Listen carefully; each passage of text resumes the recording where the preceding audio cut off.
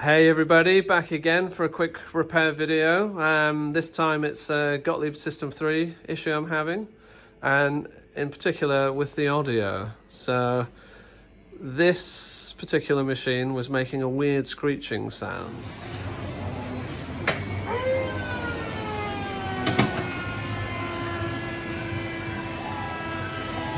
Which I couldn't quite pinpoint. All the voltages seemed to be there.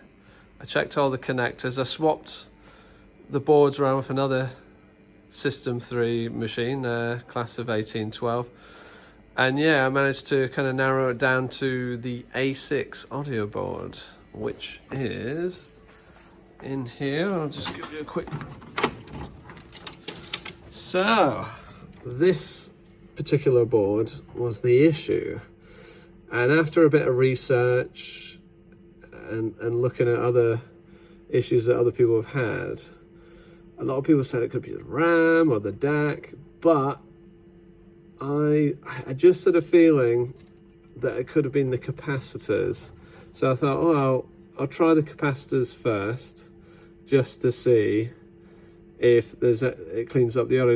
So basically, I could hear the audio in the background, but ever so slightly. So I knew it was working, and I knew the ROMs were working, but there was just something, just not enough oomph there. So I thought, well, I'll just shotgun it.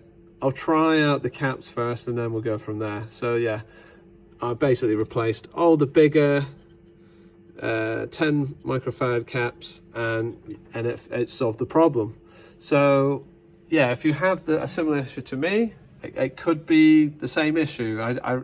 It worked for me, so hopefully it works for you. But I know other people have had issues with maybe the ribbon cable being having issues, or having like some sort of corrosion, or maybe the voltages aren't high enough coming into the board. But for me, it was the capacitors. So hopefully this video helps someone else out, because I was really scratching my head trying to get that board working, and luckily for me it was capacitors first time. So let's have a quick demonstration. Eagle 3, you are cleared for takeoff. So yeah, let's take out that power plant. We now have an incredibly loud Operation Thunder fully working. So yeah, thanks for watching, and yeah, I hope to make another video very shortly. Shoot the bomb.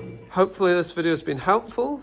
If you enjoyed the video, please like and subscribe to my channel, and I'll start making more videos about all the other various faults I come across with all my other pinball machines. Thank you for watching, and have a pleasant day.